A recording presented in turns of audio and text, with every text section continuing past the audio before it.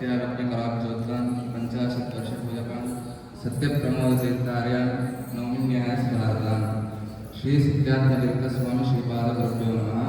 హరి ఓం. ఈరోజు ఇక్కడ ఉత్సవమూర్తి రావడం ఇది కేవలం గురువుల యొక్క అనుగ్రహం.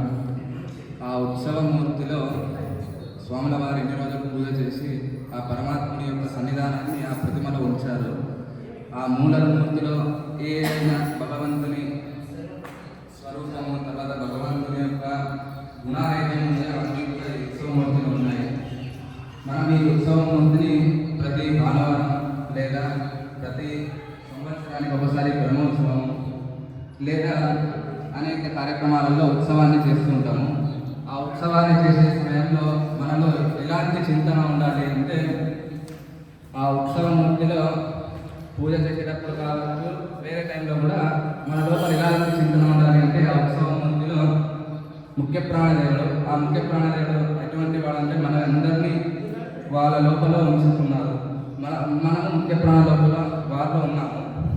ఇలాంటి చింతన మనలో ఉన్నాము. అటువంటి ముఖ్య ప్రాణదేవుడు ఈ ప్రతిమలో ఉన్నారు. ఆ ముఖ్య ప్రాణదేవుని నంతరము లక్ష్మీదేవి ఈ ప్రతిమలో ఉన్నారు. తర్వాత ధన్వంతరి సాక్షాత్ పరమాత్మ, సకల గుణపరముడైన పరమాత్ముడు ఈ మూర్తిలో ఉన్నాడు అనేది మనము చింతన చేస్తూ ఉత్సవాన్ని జరుపుకోవాలి.